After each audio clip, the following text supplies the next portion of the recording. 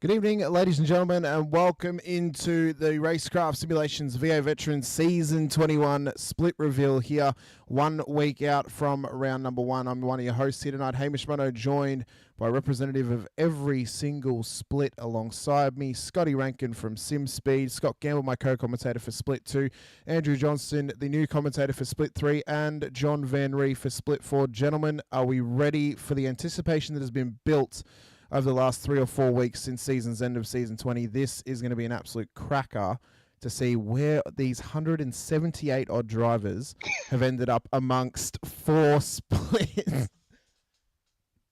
Yeah, it's going to be fascinating, I think, to see some of the names that are going to come out of the hat here tonight, and it's going to be interesting to see. I think there's going to be some winners and some losers, and hopefully the cards all fall in the right direction for the mass of 80 odd people out there watching us.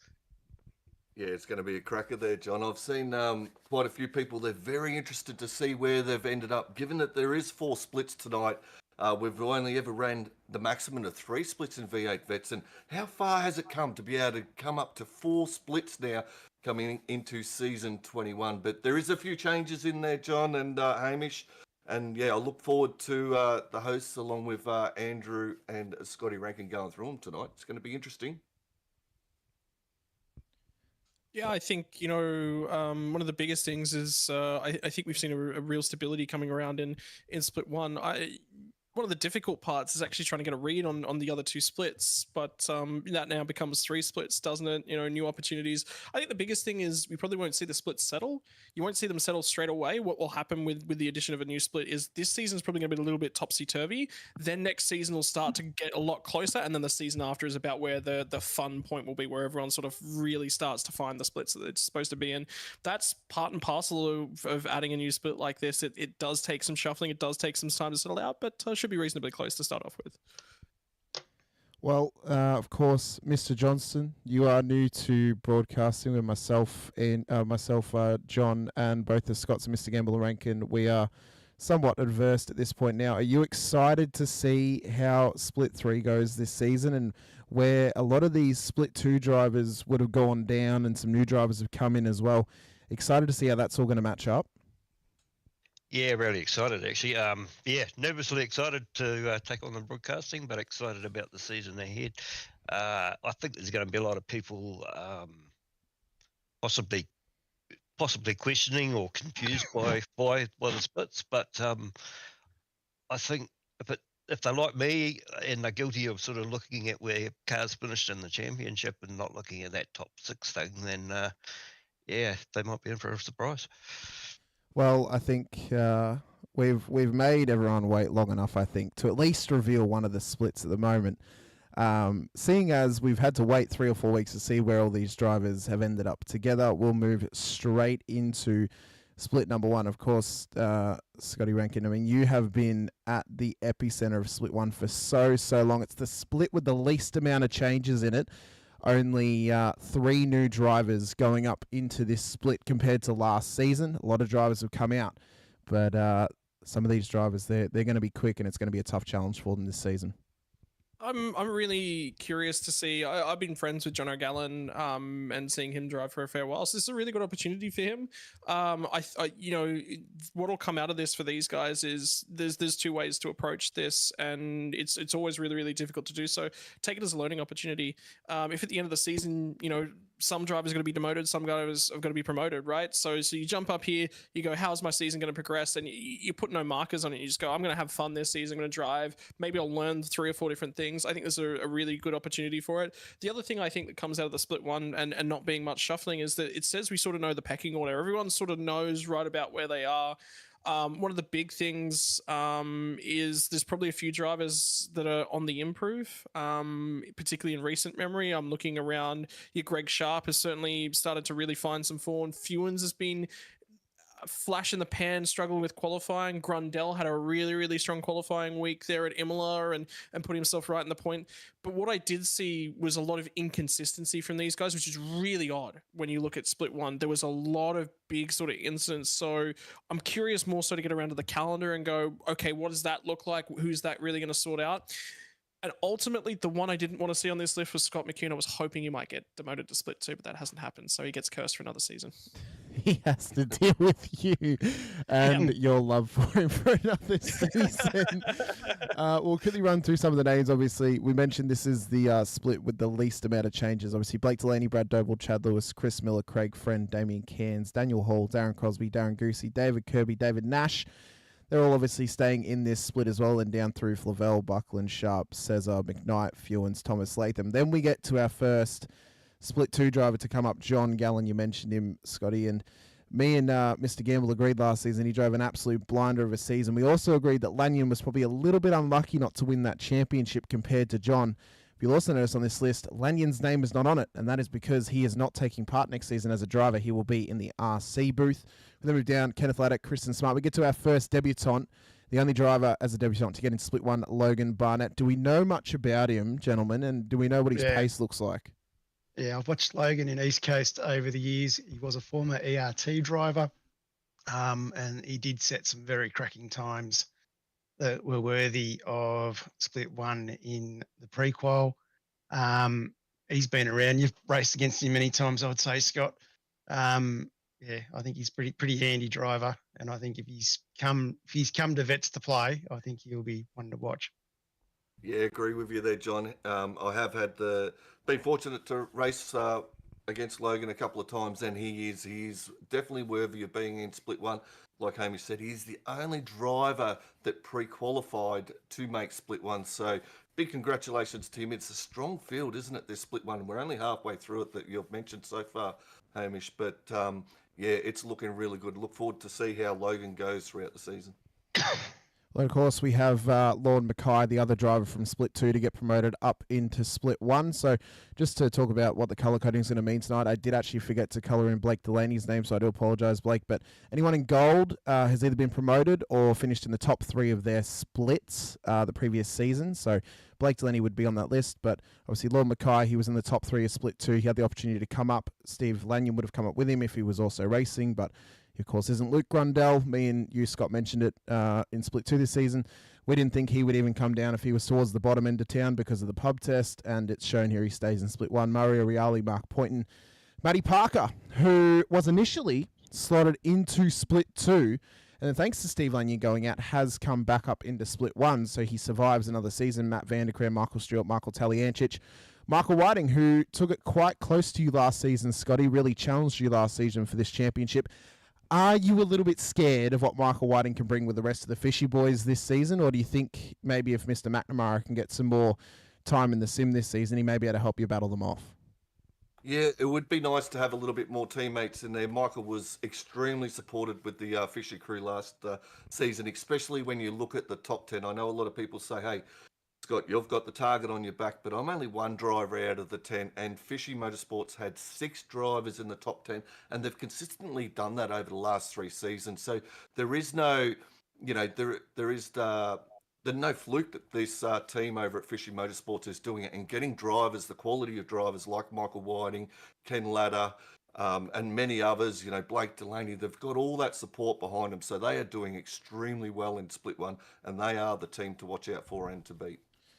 Of course. Yeah, sorry, Scotty, you go ahead.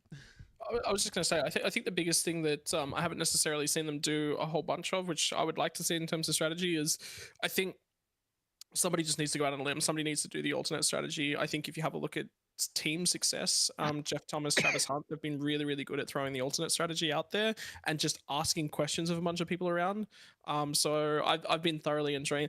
Weird strategies generally make for more fun races too. So I like keeping half an eye on that. So yeah, I always love talking to those guys pre-race. I'm always in there bothering them. And the other driver I probably failed to mention that I think also has some really, really strong finishes that I love chatting to again is Damien Cairns. I'd love to see another Damien Cairns podium. I think that'd be another popular one.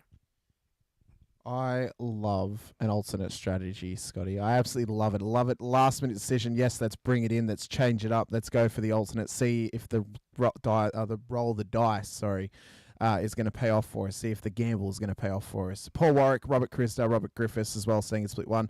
Obviously yourself, Scotty, you'll be in Split 1 once again as the defending champion, the defending 5-time champion now. Scott McCune, who Scotty Rankin mentioned. Shane Randall. I was actually quite surprised that Shane stayed in Split 1.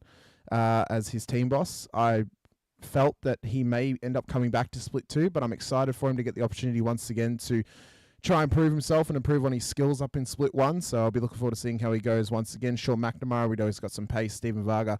Stephen Kennedy, the season 19 Split 2 champion. Good to see he's still in Split 1. Stuart Hall, Tim Nicol, Travis Hunt, Troy Stone Street. So it's a very strong field for Split 1. And,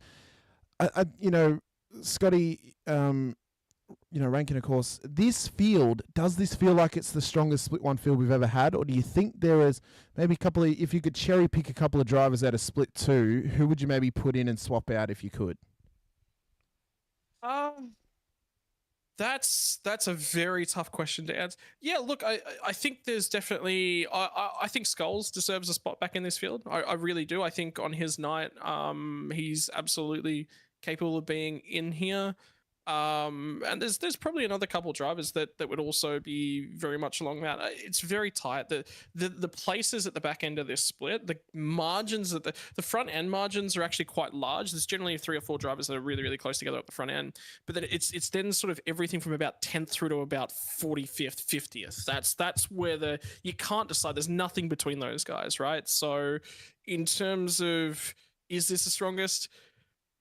It's debatable because I think the track selections decide who's capable of being in the split. What does the racing look like? I think there's a little bit more to it than that. I don't think it's a question you can sit down and go, yes, it's definitely this. Yes, it's definitely that. I think it comes down to the track selection, whether the drivers are on that season, whether they're not. I think it's form. I think drivers. There are so many drivers that are around the same sort of standard that you can just swap and rotate in and out of this field, and it's the same field, just with a different name. Yeah, I was going to say, John, I think this field is. I agree. That's the type of racing, isn't it? John. It's a split where it's a consistency. This is what people are going to realize. Like, yes, it's nice and fast and shiny if you're quick and you throw it in there but if you make mistakes, it hurts. And you've got to be fast and be consistent. I think this field, like we said, we've got the 3 or 4 out the front that are consistent. I personally think that 9.5 need to throw away the papaya rules, let McNamara loose and take it to gamble. Like McNamara is... John, don't worry about that. But when you sort of start getting back into sort of the teens and the 20s in that group, it is it's a hair separating them all. Yeah.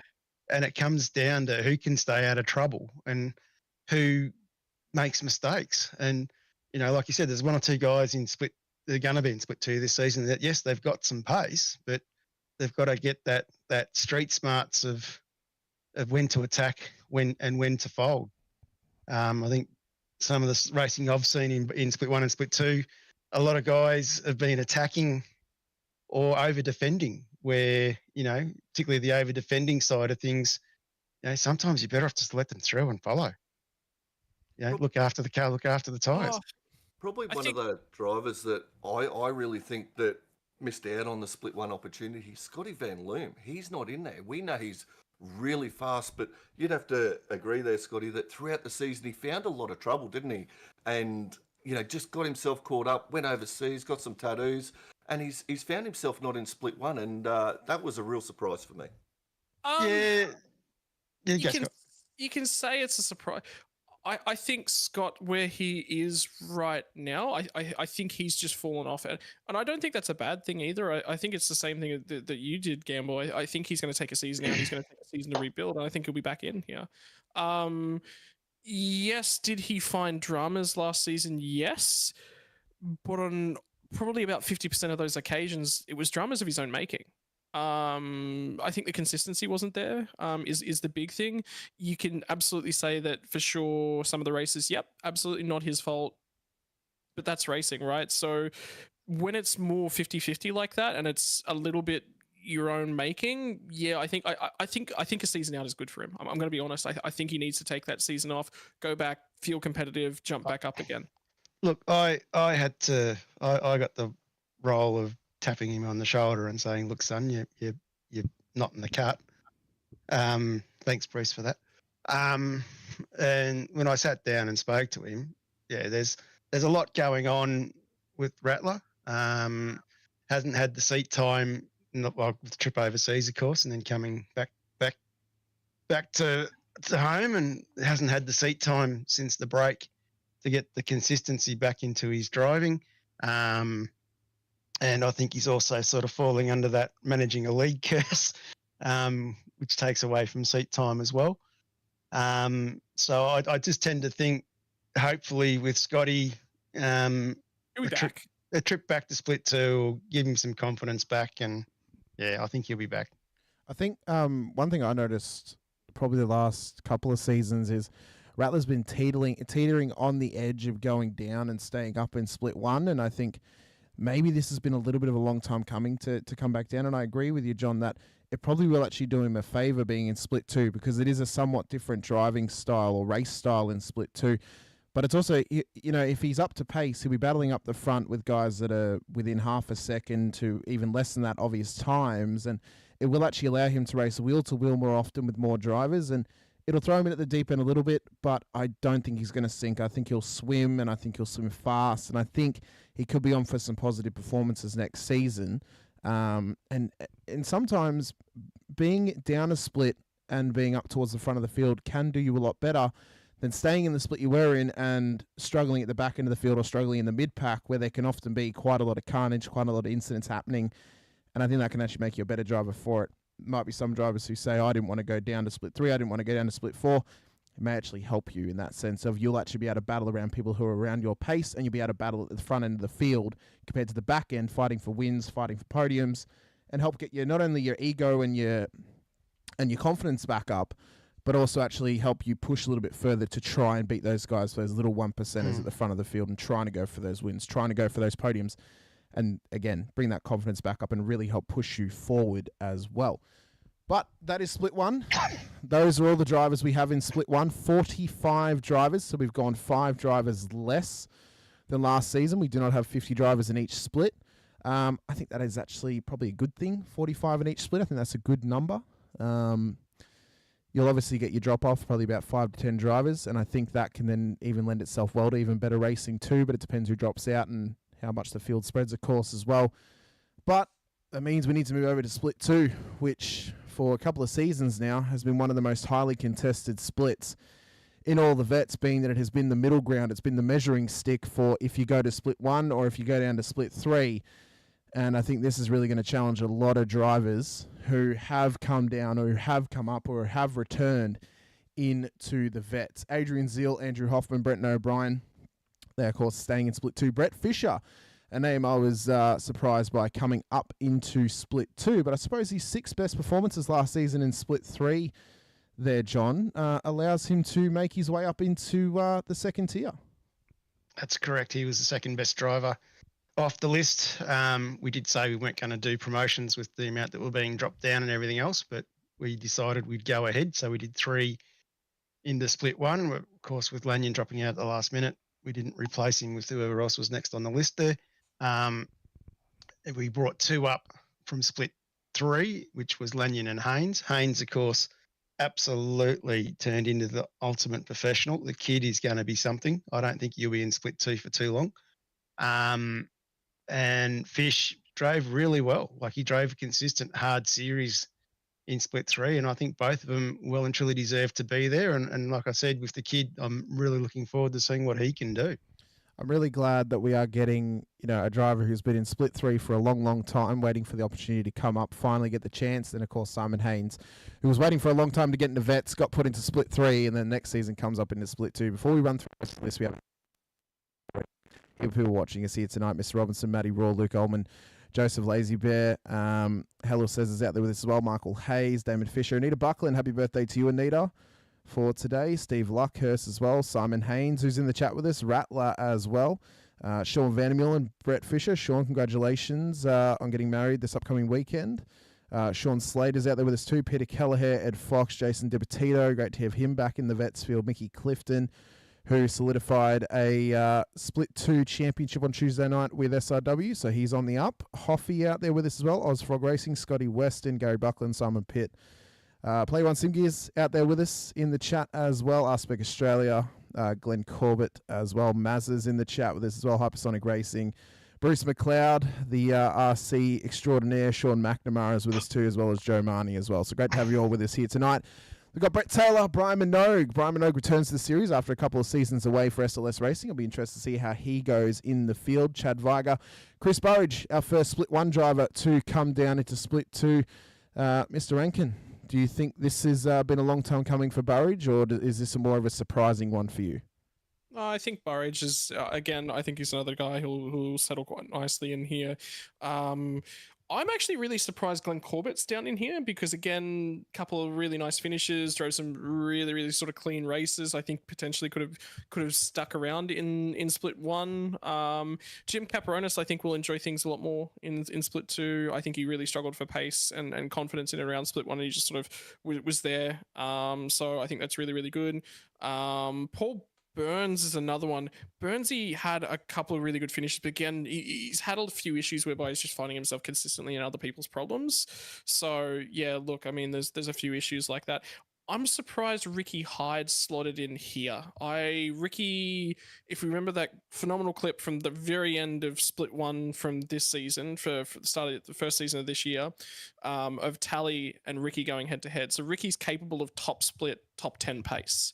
Top split, top 5 pace on his day. So yeah, I think he'll swim quite well. Yeah, there's a few surprises I think in around this.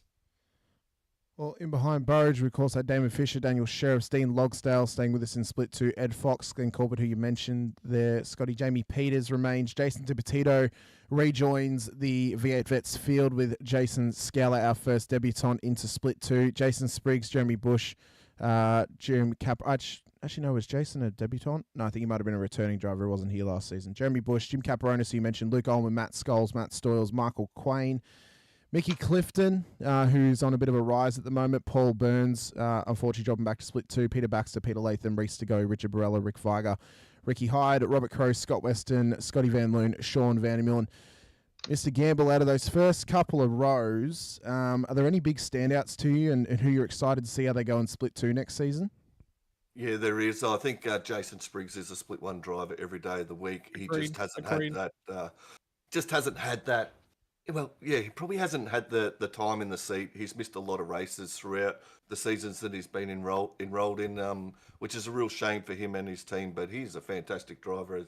I think you'd agree there, Scotty. He's right up there. Big surprise for me. Brian Minogue, he's another standout driver that when he did race in Split 1 and he was committed to Split 1, he was a genuine top 20 Split 1 contender and drove really well. I think he'll do good. There's a couple of rivalries here too, Hamish, that we've seen throughout the Split 2 broadcast season. Obviously, we've got Adrian Zeal, Jamie Peters. We know all about that one, Jono. I'm sure you would there. Hear about a lot. Brenton O'Brien, he's another one that I think is a Split 1 driver. He just is experienced, the way he gets himself around on track, the way he does. It may not be the fastest, but before he got out of the top 20 or so, he was always around that 20th position. So I think he might have another good season. He only raced the minimum amount of races last season. Finished 4th maybe overall, Hamish, if that was right.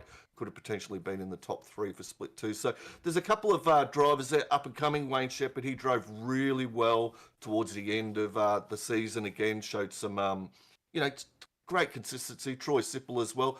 Stephen Grumley, we know he can win on his day. We've seen him race really well. It depends how he goes about it on track, I guess. And there's a lot of different opinions on that, on how he goes about it. But when he's on fire, he's going to be very hard to stop. But I agree with what Scotty said about Paul Burns. I think if he's, with his workload, we know he's a busy man. I do have high hopes for Paul. I think he's a very good driver. I think if he can get the seat time, I'd expect him to be well and truly inside this top 10 of Split 2.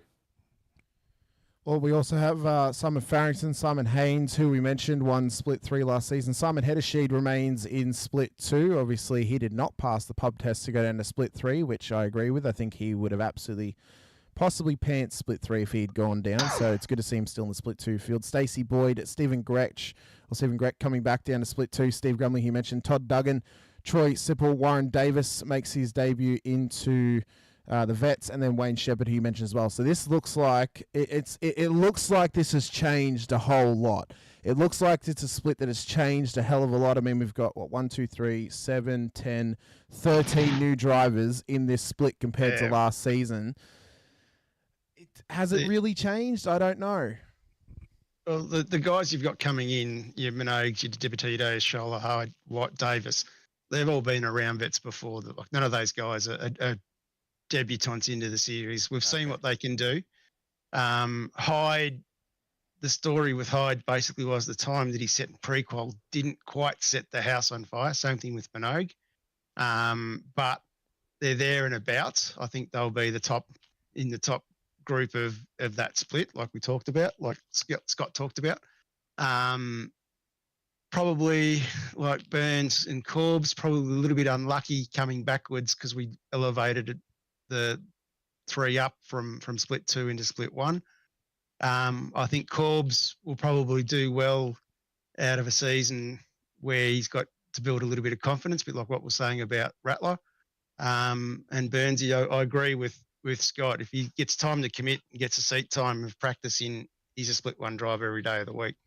But this split for me is going to be very exciting because of the fact that we've got half of that field, or more than half of that field, have been in split 1 before. We've got up-and-comers like Haynes coming through, who I think is the young 40-year-old. We call him the kid. We watched him come in with nerves last season in split 3. And then by the end of the season, he was dominating it. He's got the potential. If he keeps working as hard as he has, he's got the potential to take it to all these guys. Spriggsy, he's another one who I think can take it to these guys. Zippy, of course, he's been coming up through the ranks from split 2, split 3. He gets quicker and quicker. I think it's whatever they're putting in the water over in New Zealand that Jono's shipping back over this side. Hoff, no, it's out now. Hoff's now out now with his Southern Cross Racing team. He's a team boss now, so he's got to step up. So I'd be expecting to see him knocking on the podium as well. And, of course, Brenton O'Brien, team boss of ERT, runs the pros, or one of the managers of the Pro Series, been around iRacing for such a long time. Probably going backwards because the body and age is probably starting to catch him a little bit. But same thing again, if Brenton can do less, get more seat time, I think he'd be capable of getting into split 1 as well. Has the best nickname in this split, Disappointed Dad. We've had some chats out there about Matty McMillan not making the cut for split 2, but if we look at this, I mean, there are 5 drivers in here who had to pre-qualify to get into split 2, plus there are 6 drivers had to come down from split 1, plus Simon Haynes, who was the top driver in split 3. Brett Fisher, you mentioned it to me, John, he was the 2nd highest ranked split 3 driver of last season. So you can only fit 2 split 3 drivers in this field. You couldn't fit a 3rd one in. No. It was bloody tough. And like I said, we put the pub test over it as well. And it was hard. Like, we seriously spent 4 hours sitting there staring at all the splits, and split 2 was probably the hardest. And we've been having that whole debate for the last 6 months when we've been talking about going to 4 splits that, it's really going to be split 2.5 where we sit with the league. And I really believe we're sitting with split 1.5. We are indeed 100%. 100%. Yeah, it's a tough split, all right. I won't make any comments because they're all far more skilled than I am. But from team point of view, just a quick shout out to the AJR guys. We've got 4 in this split, so that's by far our strongest representation, and good on them all for being up there. Probably to follow on with that, Jono, there's a couple of special mentions in here who have done a couple of drivers here. Sean Vanderlyn got P2 over the New Zealand Division 2 League last season, and one of your drivers too, Jono, Luke Ullman, he got P3 in the Division 2. So I believe they're all, both of them, perhaps going up to Division 1 in the New Zealand League. So well done to them, both in Split 2. Yeah, that's right. And Zippy's actually going to join us in the New Zealand League 2 next season. So, we're looking forward to that. Well, I mean, you mentioned outside of here, I mentioned Mick Clifton. He won Split 2 in SRW on Tuesday nights. Vandermillen was up there as well. Brett Taylor's had some great finishes over in that space too. So has John Gallen as well. So, there's a lot of guys in vets who are now racing on Tuesdays or in other leagues as well who are getting some success, and it'll be great to see them push that success in towards vets as well. We mentioned former Split 1 drivers. There is a heap of them in Split 2. Andrew Hoffman, Brenton O'Brien, Brian Minot, Chad Viger, Chris Burridge, Damon Fisher, I believe as well, Glenn Corbett, Jason Spriggs, Jim Caperonis, Matt Scholes. There's a heap in this list. It is realistically split 1.5 at this point. This is no longer, it's listed as split 2. This is now genuinely split 1.5. It is as tight as it is ever going to get. It's going to be a season you guys do not want to miss for any of these splits, because they are going to be so tightly contested across the whole field, at the front of the field, at the back of the field, wherever it is. We're going to have battles each there, everywhere. I don't know how we're going to be able to keep up with it in the replay file broadcast, because we don't have the beauty of going on replay. We just have to catch it as it happens. So it is going to be a tough task for us. But we'll move on now to split 3, which, having a look at the list, this has become split 2.5 at this point. There are a couple of drivers at the back end who maybe you could argue, have gotten in because the last split was filled, but this genuinely is going to be a tough contested field, and I'm excited to see how this field is going to go next season. Aiden Rice, Andrew Galley, Andrew Johnston, of course. Andrew Rushworth has been demoted down from Split 2. Anthony Cuthbertson, debutant into the vets. Brendan Zatira, Brett Douglas get dropped down from Split 2. Chris Zupasic debuts into the vets. Craig Healy, Daniel Norris, David Galley, Ed Cullen, Fletcher Christian, James Boardman, a name I was very surprised getting put into Split 3, but I suppose with how competitive Split 2 is getting, the former Split 2 race winner is now a Split 3 driver based on his pace of Velocity Racing Team. James Colmick, Jason Dunn, Jeff Eddy. John Fillingham has now been dropped down into Split 3 as well. Joseph Granshaw, Justin Wood, Luke Powell comes into the vets. Mark Dial, Mark Houghton, unfortunately getting dropped down to Split 3 as well. So there's that first half of the list. We'll start with you, Jono, as the broadcaster of this split next season. Out of those names, and as a driver who's driven around a lot of these names before, how are you feeling about driving around these guys next season? Scared. No, yeah, like, I don't know, the last probably 3, maybe even 4 seasons, I've sort of been hovering around the top 10 of Split 3, and now I sort of see myself as the bottom 10 probably. It's just the level. Look at all the Split 2 drivers that have come back. It's just, it's going to be a really tough split. Well, this is probably the toughest split that would have had to been filled, because you've got your bottom split now in Split 4. Split 2 was always going to have a certain amount come in, but Split 3 really had to have a lot of drivers come in. I mean, we've got, what does it say? There's 5 on the first row alone. Half of the first row have all come down. Then you got another 4, that's 9.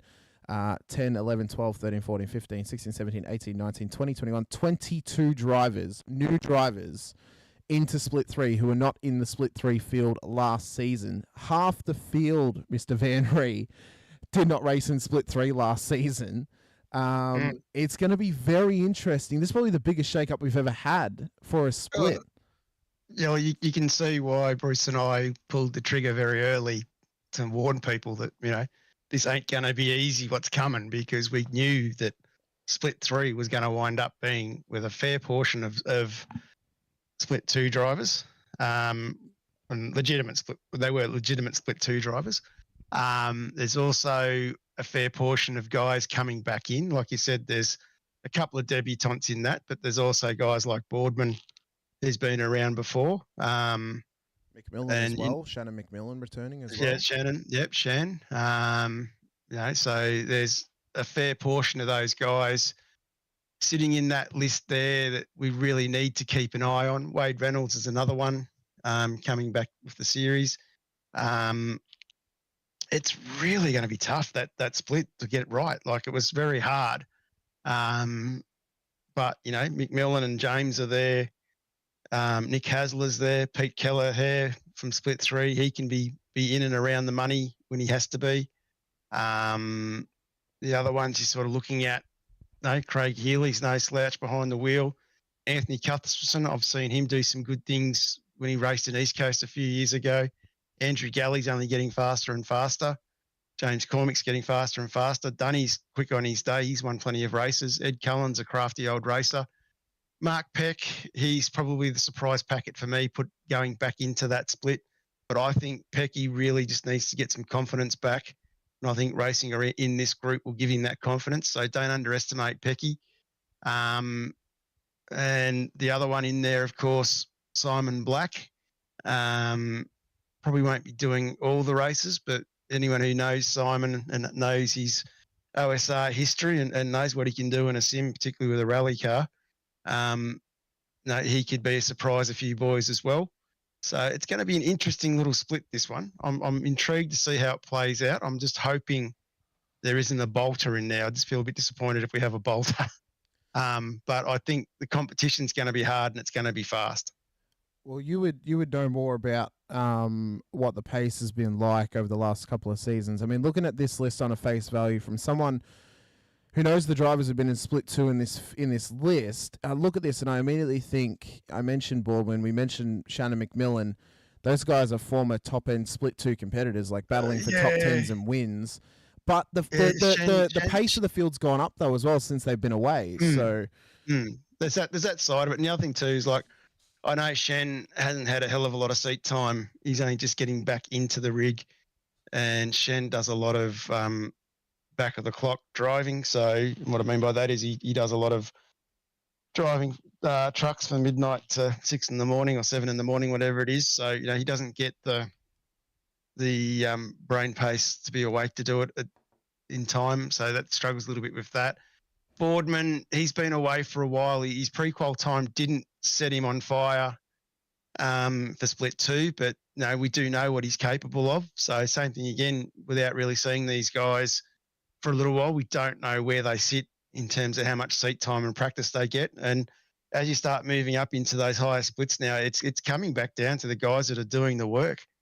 So it's really, really tough in that sense, like unless we can see the guys are doing the practice and the times are slowly itching down, we're sort of left with a little bit of a gap there. It's a tough gig putting this one together. Well, we mentioned it's the split with the most changes in it. It's realistically, you got to think about it of the drivers who've come down. They've not necessarily gone down a split. It's just the drivers that were previously below them have come up to meet them where they were previously. You mentioned Pecky. We got Marty Hughes, Matty McMillan, who was in the top 3 of the championship last season. He stayed in split 3. Michael Hayes, Michael Koroloff, Michael Powell, Michael Yeo. 4 Michaels in a row. Nick Hasler, Peter Kelleher, Peter Vermees come down from split 2, so was Ray Smith in his second season of Vets. Reg James was in the top 3 of the championship last season. Roy Clark returns to split 3. Scott McKenzie as well. Scotty Perrins, Shannon McMillan, Simon Black. Todd Martin comes back from split 2. Trent Allen, Wade Reynolds, Wayne Sanderson, and then Will Munro comes back from split 2 as well. So this is a very interesting field, and I'll be interested to think what you think about it, Rankin, in terms of, as I mentioned, it's like the drivers who are below have come up to meet the drivers at the back end of split 2 to really make that split 2.5. And you've been in the booth some weeks for split 3. How do you think this is now going to go in terms of the on-track action with these drivers who may have driven around each other for a season or two when they've gone up to split 2 or they've come back to split 3 previously? All of a sudden they're all together in their own little chunk once again, and they're in a genuine split together. I think the biggest thing that gets lost is that, what we've got to remember is that these splits are no longer split 1, 2, 3 of 3. They're now 1, 2, 3 of 4. So split 3 realistically from last season becomes split 4, and there'll be a few drivers that sort of shuffle up. And it's the same coming down from split 2. So this isn't really thinking about this as split 3 from last season is absolutely the wrong way to go about it, because you're just going to confuse yourself. You're just going to get a little bit muddled. This is split 3 of 4. If you want to think it in percentages, we've got split 25%, which is split 1, split 50%, which is split 2, split 75%, and split 100%, right? The way to go through. Whereas previously those markers were 33, 66, 100. So it jumps around quite a little bit. You're always going to see this is the split I expected to see the most amount of movement in, because drivers have to come off the bottom, drivers have to come down from the top. So yeah, absolutely, this has got the most metrics going each way. Drivers are going to, if they've got history racing together, this is probably the split with the most risk in it, I think, because yes, you do have some guys that have got some history of racing in and around each other, know how each other drive, but this is also the split we've got the most amount of movement, which means in theory this should be a highest incident level split, just because you've got the most direction from either way. So the highest number of new drivers racing around each other, that creates risk, that creates interesting racing too. So anything and everything could happen in this split. So Andrew, I mean, good luck with calling this one. Now I'm even more scared. Thanks for that. It could go perfectly well. It could go absolutely, like, this is one of those splits where you just go, this could be the best split of the lot, or it could be the worst split of the lot. I just don't see any in the middle, you know? I think we all know split 2 is the best split. Am I right there, Mr. Gamble? I've raced around a lot of these guys, Scotty, and I'd probably say more or less I've been on track with probably 80% of, I'd say 80% of the guys on that list. And, you know, out of that 80%, I'd say 80% of them have always been fairly good and respectful to drive around. So I think this is actually going to be a cracking split. I'm looking forward to seeing Jono call it all the way from the shearing shed over in New Zealand. But I am going to put a call of arms out to all of the guys driving in this split. Jono's going to be doing similar to what I've been doing with the basement. I'm calling it the basement this year, but it's been the lounge, the kitchen, everything else. But yeah, it's a call of arms to everybody to get in and help Jono out and bring the banter along with it. Does that one becomes the attic? Yeah, we're the lounge room. Split 1's the attic. This is the shed. Yeah. So it's the attic, the lounge room, the shed, and the basement. I think is how they've got to be called, right? I tell you what, Jono, I'm very intrigued about how this split's going to go. So you may even find me in the booth with you for the first couple of rounds, because I want to see how some of these former split 2 guys do in this split amongst the new guys as well. Not also just to be in there to still give my dad shit, because I don't get to do that on a regular basis now, seeing as he's out of the split that I broadcast. But I am excited because I think this split, you mentioned it, it's either going to go one way or the other. It's either going to be incredible or it may be the worst split of the bunch. But the only way we're going to find out is when we go racing for round 1 next week. And it's exciting times, because we finally, after I think it's been about a year we've been speaking about it, John, finally we have got a 4th split in the V8 Veterans. And what a split it is. What a split it is. Obviously, the back end of split 3 had to go somewhere, plus some new drivers as well. Some interesting names in there, i.e. Jon Van Ree, Dave Baldock, and Gunter. But, there's no favoritism, is there, John? There's no favoritism at all. No, there's no favoritism at all. I think you need to go back and have a look at where I actually sat on the list. I was definitely nowhere near the top of the groupings. In fact, you set me up here to have to be saying this, that I was actually below Baldock. So thanks for that, Hamish. You're welcome. You sat on the couch the whole season, so this season you're sitting in the basement. Yeah, I think I keep saying, I need seat time, not bloody doing broadcasts and running other involved in leagues. But yeah, that's half of the battle. Just really, it's definitely going to be a very interesting split. I'm really looking forward to it. I think there are some new guys in there. I suppose let's read the names out, shouldn't I, Hamish? Probably. Yes. Yeah, I'll let you do that. The new names, of course, Brad Hinsby, Darren Renault, Dave Holly, David Logsdale, of course, another AJR driver into the field. Look out, they're taking over. Jason Thomas, Phil Whiting, Russell Urin, Tim Hall, Tim Lawson, Vaughan Robinson, Wayne Eddies, and William Sapstead. So they're all the new drivers. They're all debutants, aren't they, John? Hinsby's a debutant. Himsby will be missing a few races, I believe. Darren Renouf, he's not on our Discord, so he's another one that I'm having a little bit of trouble with. Holly's very keen and excited. David Logsdale, of course, is the father of Dean Logsdale. I think he'll be battling it out with Pete Latham for our oldest driver. Be our second father and son combo in V8 Vets too, John. Yeah, exactly. And absolute pleasure to have him on board too. He's a bloody nice guy, and he's settling in really well. Jason Thomas comes to us as the man behind. Mental blank here. Apex Esports. And then Phil Whiting, I've raced against Phil Whiting a couple of times in officials. He's fairly quick-ish. Russell Uren, very keen. Tim Hall, not much experience. Tim Lawson's going to start the season off in the RC booth, and I believe once his leg starts getting good enough, he'll move across. Vaughan Robinson, another new driver, very keen. Had a fair crack with Quali, which was good. Wayne Edis is still fairly quiet, and Sapstead's still fairly quiet as well.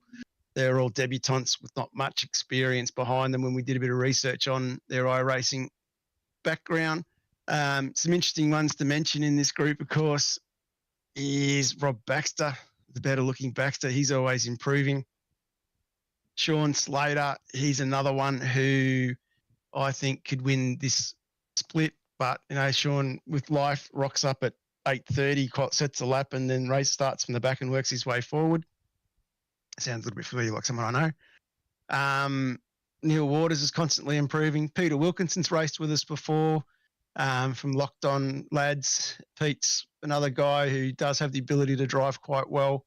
Matty Monday, he's the only fishy representative down in here.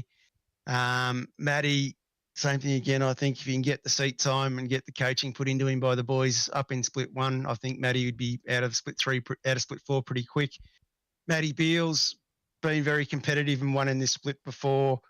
Sando from Player One, he's another guy who's constantly improving, like Charlton. Glenn Boyce and Wilbo, I've raced against them before. I watched Boyce race, I think, in East Coast. He can be fairly quick. Look out for Gunter. He's got a new livery. Baldock, same thing again. If he can get seat time and a bit more practice in, I think he'd be a little bit quicker.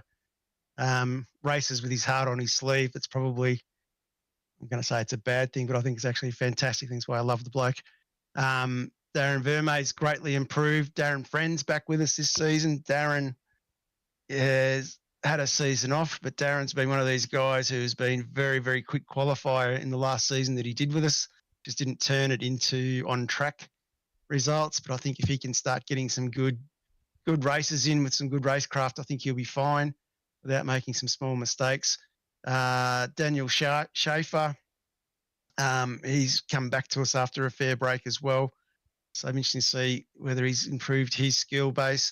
Craig Rose, that's probably what I'll talk about from the Pecky lads, Quantum Pecky lads. Rosie, he's probably been one of the bigger improvers over the last 2 seasons in that group. So I'd expect him to be knocking in the front half of this group. Carl Pickering's back with us as well. So hopefully the Baldock Pickering rivalry will pick up where it left off. Braden O'Loughlin from Frog Leap. He's guys like 44 races in the bank. He's got a bit of life going on at the moment as well. But I'm hoping he'll get himself in the seat and escape from life for a little bit and have some fun with us. Brad Hayes, another one from the Apex Sim group. He's been a great improver as well. And Brad Anderson from SRW, one from your neck of the woods. And he's definitely been improving as well. And the birthday girl, Anita Buckland, happy birthday, Anita. She's been one of the bigger improvers as well. Anita is very tough to race around now. She's bloody got some pace about her and yeah, she's doing really well. So I think it's going to be a tough split, to be honest, Hamish. I don't think I can really put my hand on my heart and make a call on who's going to be the winner of this split. Like I said, there's some guys in there that if they get the seat time and get the focus, they'll be up there. And then there's other guys who we just don't know enough about. Yeah, I'll just jump in there too. A couple of guys, the New Zealand guys that have sort of been racing around, Ross Watson and John Lee, they'll be right up there somewhere. I think they're in for a good season. And the other one was Jeff Sanford. I reckon he'll be in for a good season too, just based on, yeah, I've sort of been racing around those guys lately. So, yeah. I think what I'm really looking forward to, Jono, is like you and I have been racing around each other for a long time, sort of, I think they're having a couple of things happen with work and everything else this season, so it probably didn't help my cause. But when you sort of start looking at the likes of Sando and Rosie and Neil Waters and stuff and start throwing them in a top 10 situation and seeing them having to and Pato is probably another one we didn't mention in that list there, rocking into that top 10. And Yeah, exactly. seeing those guys in that top 10 championship situation, it's going to be exciting to see how they go. Like, they've all shown good racecraft. I mean, even over all 4 splits. I mean, it's a whole new landscape, and that's exciting. You know, I just think it's exciting, and of course, Gen 3 is not far away, so it just gets more exciting, and now's the time to do it. So absolutely. I suppose the 2 questions you led me on to one of the questions before, John, and I'm going to force people to make a choice. Everyone has got the respective list of their splits in their DMs. I want to hear a bold claim on who's going to win who's going to win your split. Who's going to win the championship. I want to hear all of us make a claim. That's what I want. Go on record, make a claim. Oh yeah, you put it up on there so we can all come back and laugh at it at the end of the season. Exactly right. Exactly right. And I reckon we've got to rank it 1, 2, 3. Oh, that's fine. As We can do that. So Mr. Rankin needs to go first then for split 1. Well, okay. I mean, he's sitting in here. Yeah. Look, I mean, the problem is Scott's just driving like a level above, right? That's the difficulty. My gut is sitting here and going, okay, if you put a line through Gamble, I think there's probably 6 or 7 drivers that could win the championship. I think Ken has been. This is the least consistent we've ever seen him. The Fishy group is incredibly large, and I think that brings with it its own risks. Yeah, you could easily say Blake Delaney. You could say Tally. You could say Whiting.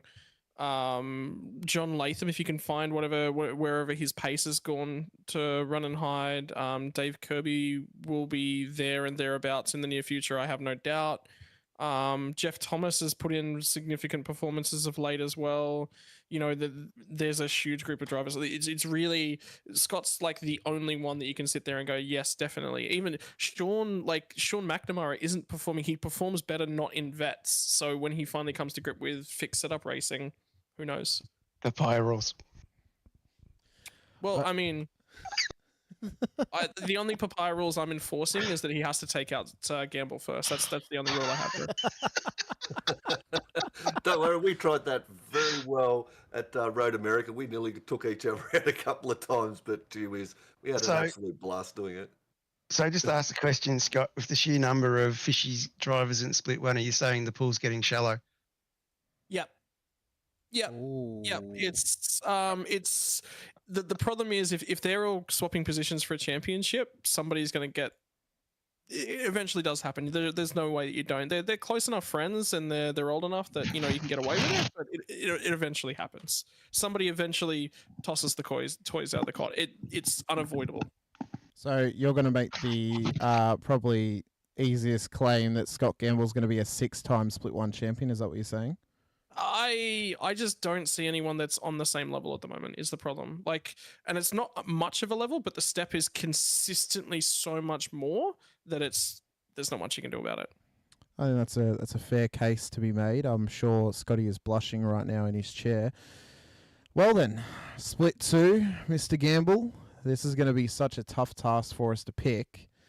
I am leaning towards a former champion winning their second title in split 2. It depends on who can actually get a full season under their belt. If these 3 drivers, I'm going to name 3, but I will pick one as my ultimate champion. If these 3 drivers can get a full season under their belt, I don't know if there's anyone in this field that could really challenge them at the best of times on their days. Those 3 drivers being Brent O'Brien, Jason Spriggs, and Matthew Scholes. I think all 3 of them, I mean, Scholes, he's got one of the best records for a single season out of anyone in split 2 before. Brent O'Brien, an absolute freak. Jason Spriggs, you mentioned him, he split 1 pace. I think out of those 3, I am somewhat leaning to Brent O'Brien based on recent performance at the end of last season. I would not be surprised if Matthew Scholes were to become a 2-time split 2 champion. Out of that list, who's screaming at you as you think will win this title at the end of the season? Look, if Jason Spriggs was to race all 10 races, there's no doubt in my mind he would win this split 2 championship.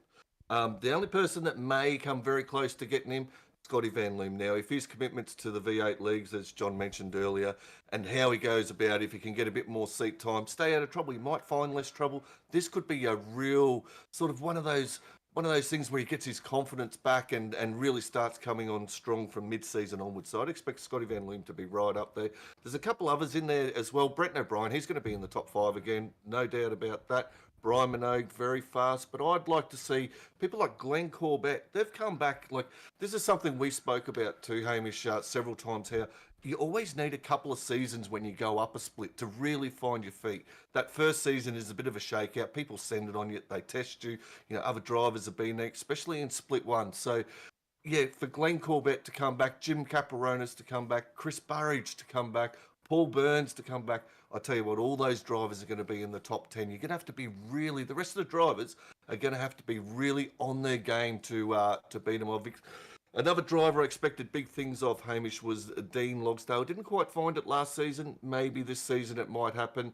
Other drivers are working very hard. Sean, I know, I was over there this afternoon. He's working extremely hard on his game. We had a good talk about a direction for him. And, he was around that top 10 last season too, Hamish, if you remember. So I think he'll do well. As you said, Stalls, Michael Quain, we finished P3 last round. He's got split one pace at times and could have been in the top 15 at times. There's Scotty Rankin in the split one. You know, he's been there before. I'm sure if he gets his confidence, he's a driver that I think that drove last season without a lot of confidence, without much luck. So there's a lot of drivers in this split too that I think have got a really big chance. And of course, all the new drivers coming through, they're going to be there wanting to cement their place. Drivers came back. Drivers who missed out last season that drove really well, Jamie Peters, just to name one. There's a few others in there as well that are the Vigors, they drove really well at times. So it's going to be a really tough split, this one. And even those guys that we said could be in the top 5 or top 10, they're going to have to be on their game come race day. They're going to have to tick those 1%ers, Hamish, if they want to stay in this top 10 in this split too. Yeah, I've got a couple of little smokies I'm just going to throw forward who could get some cheeky top 10s or even a top 10 in the championship. Luke Ullman, Sean Van Der Meulen, who you mentioned, and then Wayne Shepherd. All three of them are on song towards the end of the season. I'll be excited to see how all three of them go. Of course, Mr. AJR himself, Mr. Johnston, I will get the third split up so we can have a look at it properly. Who is screaming at you right now as your favourite to take out split 3 next season? All the ones in red. No, no. I think someone like Brendan Zatera or John Fillingham, probably. But God, I don't know. We said earlier it's such a hard split, and there's so many guys that have come back, and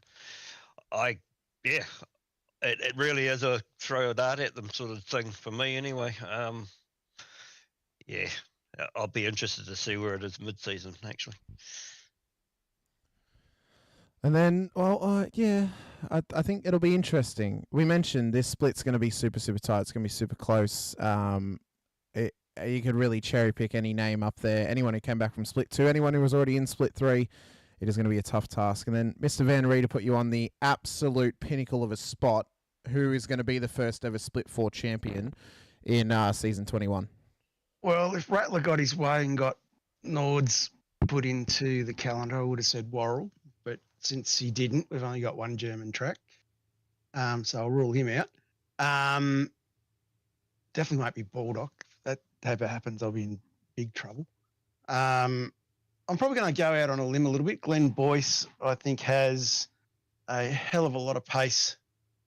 I think if he's on song, like I said, we haven't seen these guys actually racing for a long time. So I'd probably go Boise would be one of them. I'd probably go Slater. They're probably the main two and Matty Monday and Matty Beale. They're probably the main 4 that jump out at me. I can't remember if I mentioned before, Matty Monday, Brendan O'Loughlin, they're probably the most surprising names, I think, in Split 4 for me. I mean, O'Loughlin's a former top-end Split 2 driver, but I think he has been away for a little while, so be interested to see how he goes this season. But those are the splits, ladies and gentlemen. They will be posted in the Vets Discord very shortly, I'm sure, where you can really run through them. I did post them a second ago. Notice Reg didn't do a couple of the last changes, so once they get done, I'll get them up. Very good. Before you move on with that, Hamish, there's a certain split that has really caught my eye, and that was Split 3. And I know you don't like talking about your drivers for a team that you run, but Will Munro and Ray Smith in Split 3. Now, that is a dynamic duo if I ever seen it. We know Will, he was over having his pina coladas overseas for half the season last season. And Ray Smith, I had the pleasure of being in there doing a little session with Ray there a while back, and he is very, very coachable, and he showed a huge amount of promise. So I'd be interested to see how those two. But also, what caught my eye in Split 3 was it's sort of like an Australian iRacing celebrity split when you look at it. When you've got Simon Black, Michael Korolev, Nick Horsley, you've got Mark Dial in there, and you've got our very own celebrity at V8 Vets in Scotty Perrins. So, yeah, there's some Hall of Famers in that split, and that's going to be one that really caught my eye. Yeah, William did not take the news well when I told him I would not be his spotter if he went down to Split 3. He forgot that I told him that and was quite bemiffed when I said, no, I'm spotting for Split 2. You will either have no spotter next season or we'll see if we can get you one. He was not very happy with that news, but that's what he gets for unfortunately having to go on holiday and then go down a Split. So he has to earn his right to get a spotter now by coming back up to Split 2 if he can.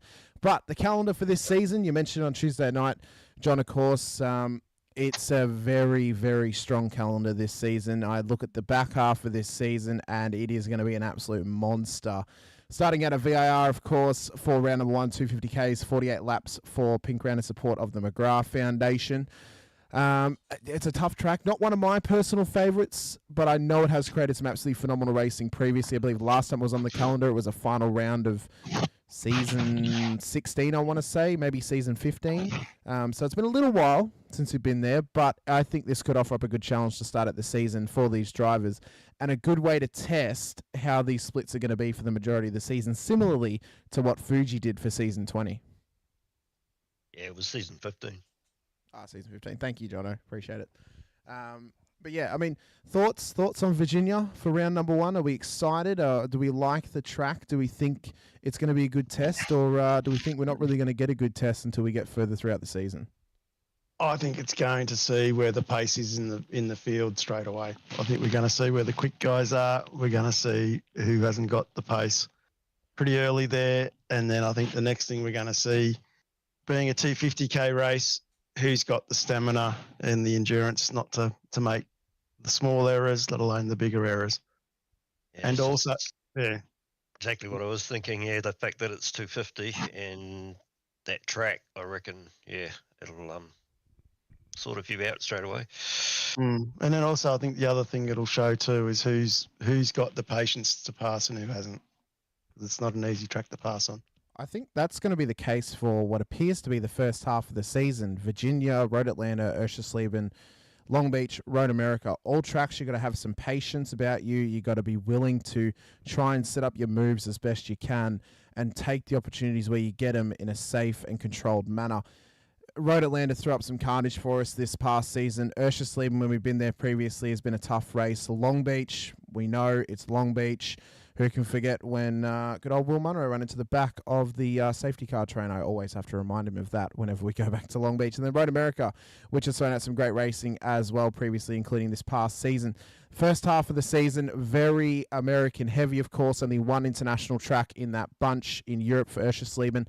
This is going to be a hell of a test early on. And I think the first half, we are actually going to get a good sense of who is in this championship battle before we get to, in my personal opinion, some of the more fun tracks towards the end half of the season with more Grand Prix style and even a new track thrown in there as well in Aragon. So, Scotty, Mr. Rankin, you said earlier about seeing the calendar that would really separate who you think could do well in Split 1. In that first half of the season, how well do you think that's actually going to be able to separate who could do quite well this season in Split 1 and who can't? Well, I think you've got probably two really, really tough tracks early on that contact sort of basically ruins your night with Virginia and Long Beach before you get to the halfway mark. So that's certainly going to, I would say, probably ruffle a few feathers. There's enough width, though, for the bulk of the season. The racing is going to be quite good. Aragon's a real difficult one because it depends upon if it's the TCR layout. The TCR layout at Aragon has tire bundles everywhere. I have seen GT3 cars destroyed by those things. So yeah, look, I mean that'll be in the back of the mind as well. Portimao is going to be tricky. I think this is quite a technical listing in terms of tracks. This is going to really test patience, and it's not as straightforward. It's not one of those calendars that you look at and go on the tin, and it looks easy on the surface, but this is actually a lot more challenging than I think a lot of people are going to put credit for. So what I've pulled from that is we should definitely run the TCR layout of Aragon. Yes, absolutely. Very good. We'll lock that in then, John. Thank you. I mean, you know, we look at this list. First 5 rounds, going to be a tough test, going to take a lot of patience. Mugello, what a round it threw up across all 3 splits at the end of season 18. I am so excited to be back at Mugello. Who can forget the clip, of course, Scotty going off his absolute nut over the racing in split 1. It was similar in split 2 as well. It's going to be exciting to head back into Mugello once again. Aragon, I'm excited for. New track in the Vets calendar. We've never been there before, so we're going to get a first-time winner across all 4 splits for that track. Motegi for the night race of the season for the East Circuit. That's going to be an incredible test. Portimao, one of my personal favourite European tracks. I was so excited when it came to iRacing. So excited to see it back in the Vets calendar as well. And then Bathurst, the Enduro, undroppable in the final round. This is going to be one hell of a way to end out the season with arguably, outside of maybe Long Beach, the toughest track on the entire calendar to stay clean at, and especially for that length of a race. Yeah, it's going to show the boys from the men. It's an interesting one that you have picked there, John, and it's something that did offer up a lot of discussion. Why Bathurst, the last round? Why a 300-kilometre?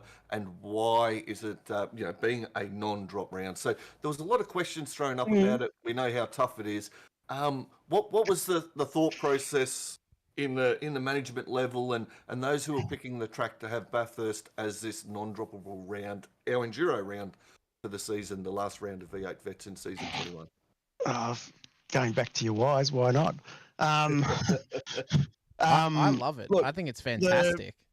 The easiest way probably to explain it is that we're in Bathurst season now. Like it's Sandown this weekend, and we've got Pro Series Bathurst next weekend, and I believe we were under the impression that that Bathurst was going to be round 1 of the calendar for the officials, which also tied in with the official 1000.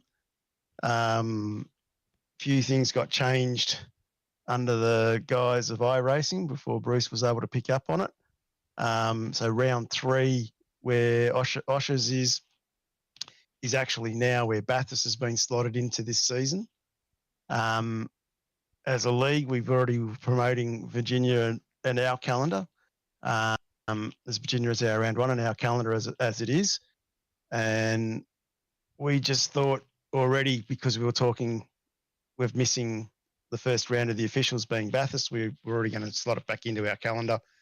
A lot of people say to me all the time, why aren't we racing at Bathurst more often? You know, we should be there nearly every season. We need to be Australian tracks, etc., etc. So we just thought, let's make Bathurst something special. We're trying to make things a bit more special and a bit more exciting. Hence, we're doing things like the pink round for round 1. And it was like, let's make Bathurst something special that really matters. And I think to make it really matter, let's do it round 10. Let's make it an enduro. And then it's balls to the wall. It is everything. Like you said, people are going to win and lose championships because it's an enduro race at Bathurst. I have to throw out, Scotty, a massive thank you, because this gives us a fantastic narrative at the end of the season. This is going to be incredible. Non-droppable enduro at Bathurst, championship on the line. Hasn't the last round of the last couple of seasons been non-droppable? No, it has. But the fact that it's Bathurst though, and it's 300 Ks, where we always get a bit of carnage. I'm in the why not camp. Why not? Why not? I think it makes sense. I like, everyone's making noise about it, and I'm just sitting here going, yeah, okay. Why not? There was a very, very strong undertow this season in the off season to even get the full Nords onto the calendar. So I'd do that one. I'd much prefer the Please, Enduro no. round 10, but no, I think it's a great choice, John. Like, the wise was to answer the questions, and I think you answered it perfectly, mate. It is a really challenging track. Like you said, there could be championships won and lost there. And I think Bathurst, and you guys would all agree, when we say Bathurst, it creates an air of excitement. It gives you a tingle in the spine and a little bit of nervousness when you're a driver and you're looking at it at the last round, add a little bit more, a 300 kilometre, add a little bit more. So this is going to be an absolute cracking round. And I'm really looking forward to it. well, we haven't done it for such a long time at Vets as well. So to me, this is the Vets Bathurst 1000. Or we only do 300 Ks, but it's going to have that feel to it. I think being at the end of the season. I think some drivers would struggle with 1,000 Ks in the Vets field, maybe, John. I just want to shout out to you, Scotty, just then. Just listening to you talk right then. You have gone leaps and bounds, and it was a little bit of a proud moment. And the way you were just describing that, you are becoming an incredible commentator alongside me, Mr. Gamble. I am absolutely loving it. Just describing it to absolute perfection. Minute details. I love minute details getting described. But this is the calendar for next season. It is going to be absolutely incredible. It's very European heavy across the back end, very US heavy in the early period, ending it up with Bathurst as well. Obviously, there's big news for next season. Gen 3 heavily rumoured, which means Pukekohe's heavily rumoured, as well as the Bend previously getting scanned, as well as SMP, and Adelaide Street Circuit later this year is getting scanned as well in November. We're going to have so much on offer for us in terms of Australian, New Zealand tracks into next year. I mean, do we have a period of time where we only have Australian circuits on the entire calendar for one whole season? That would be something pretty special for us to do. Maybe for season 25, John, as a bit of a celebratory season, being the 25th season. Who knows? But we've got so many out there watching with us right now. We've got 92 people watching with us. We so appreciate you guys being here with us. If you haven't already, be sure to hit that like button and subscribe button as well, because this is going to be a mega season. You're going to have 3 splits of action on this channel, on the V8 Vets channel, for Split 2, Split 3, Split 4, Split 1 over at SimSpeed. So if you haven't subscribed to them, go subscribe to them as well, because the action is going to be top level from top to bottom.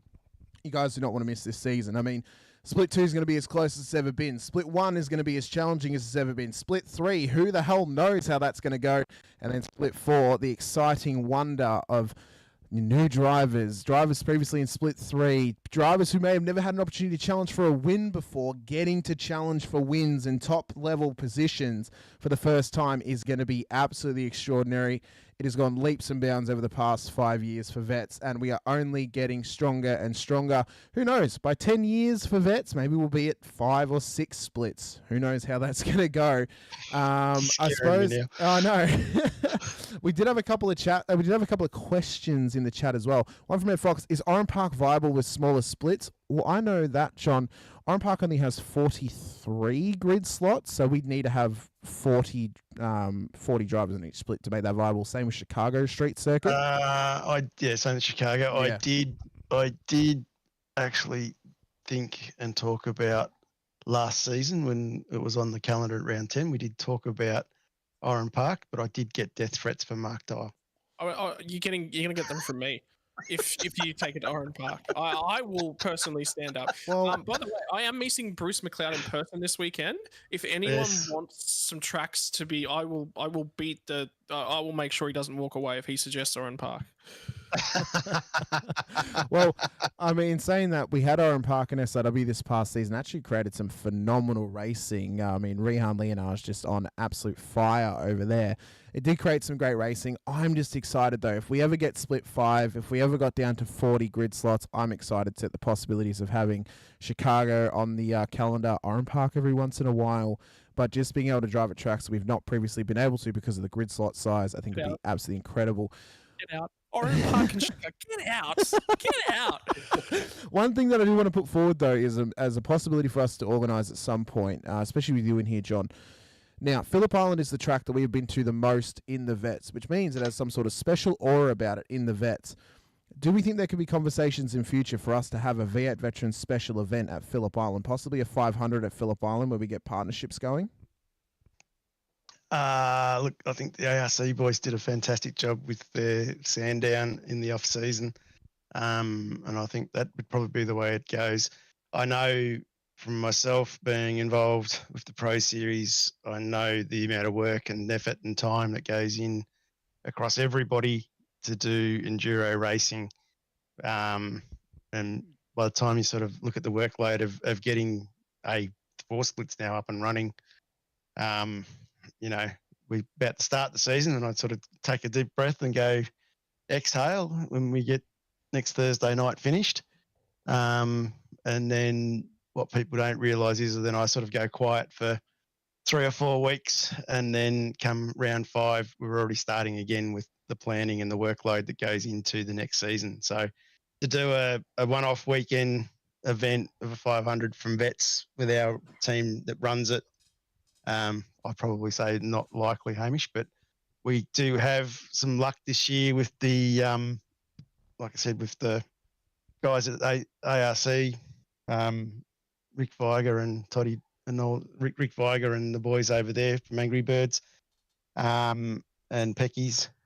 Those guys did a fantastic job, and I think I'd probably say just keep an eye on them, because they might do some more enduros again, inviting the Vets guys to get involved. And maybe as well, maybe not a call to arms or call to action per se, but maybe as well, if people are interested out there for a 500 and you want it to be on the Vets drivers, maybe have give a yell to those guys who put on the 500, see if they'll be willing to organise a Phillip Island 500 for us.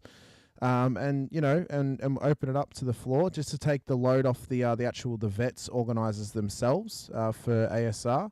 See if they'd be willing to host it for us and have it as a Vets event, but through those guys. I think it'd be absolutely spectacular. But season 21 is going to be massive, the biggest season we've ever had here in the V8 Vets. It's only getting bigger and bigger as the seasons go on, of course.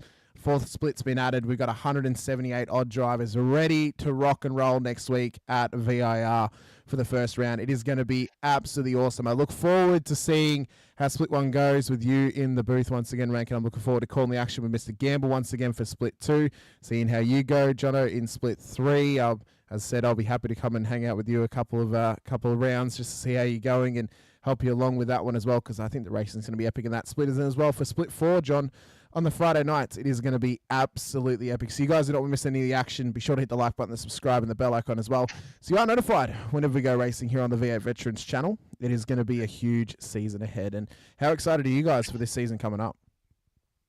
Yeah, I'm very excited. I'm looking forward to this double headers that we're running on Saturday night, with split 3 on early before you, Hamish, and then these boys bring split 2. I think with split 3 and 2 being the two close splits, I think it's going to make some fantastic television.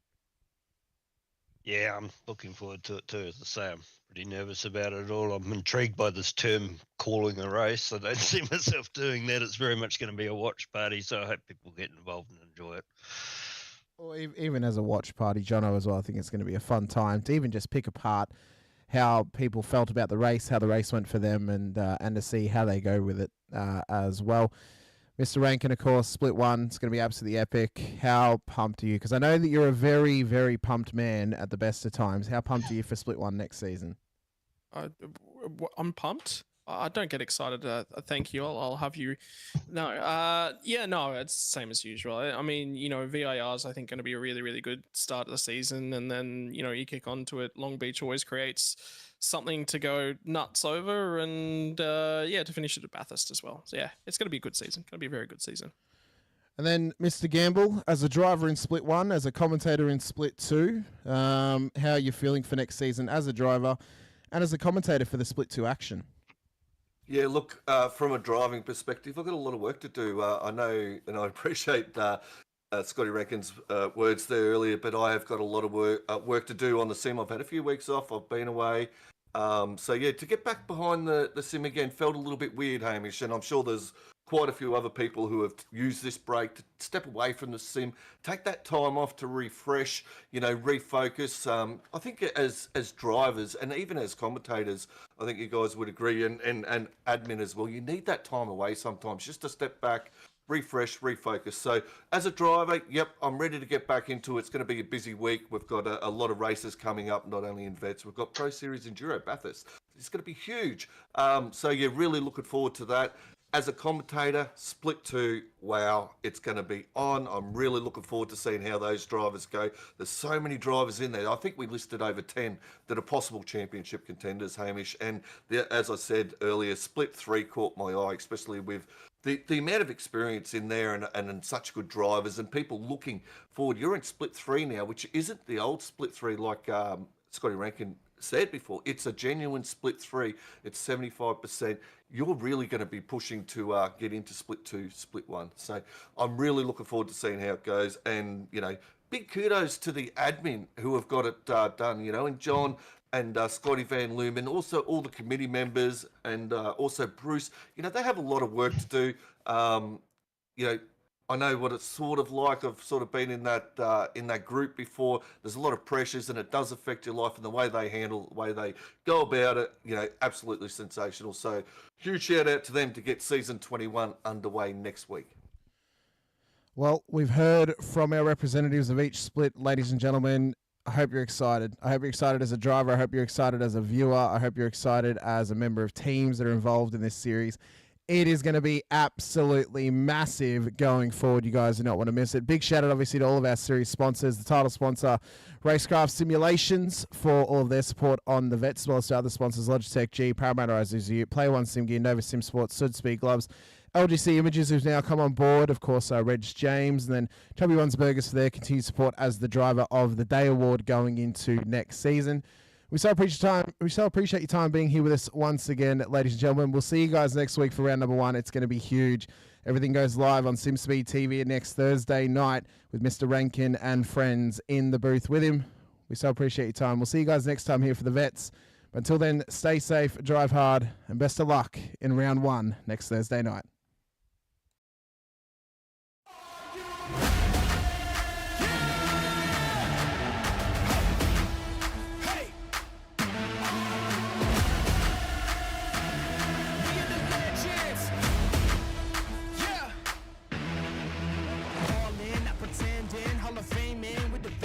I ain't playing weak, no, I'm playing for keeps. Can't stop me, I'm a legend. I'm one with the crew that's making the moves. Get out of the way, we coming through. We got this, never stopping, and we won't lose. No, we can't lose. Yeah! Are you ready? Yeah! We are the legends. We are the legends. Yeah! Are you ready? We are the legends. We are the legends.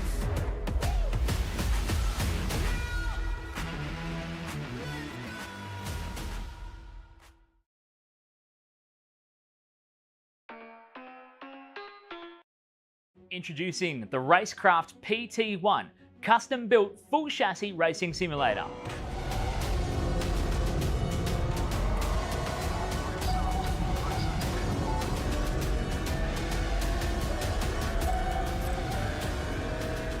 The design project, codenamed The Cage, an 80/40 extrusion chassis sitting on top of a Sigma Integrale DK2 Plus 4-point full-motion actuator system.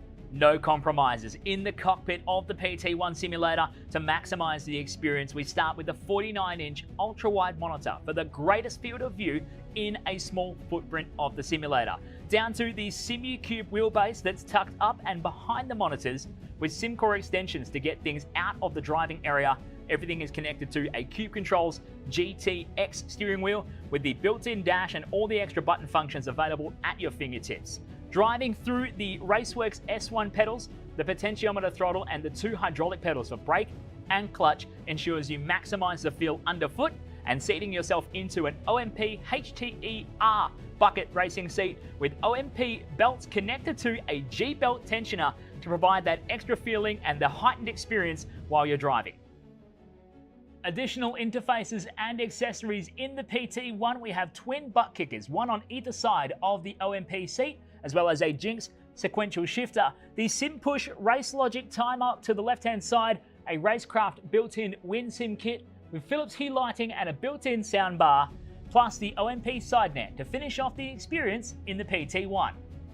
The Racecraft PT1, build number 1, the ultimate in sim racing experience, combining the best products in the market with the passionate, no compromise approach that goes beyond racing simulation.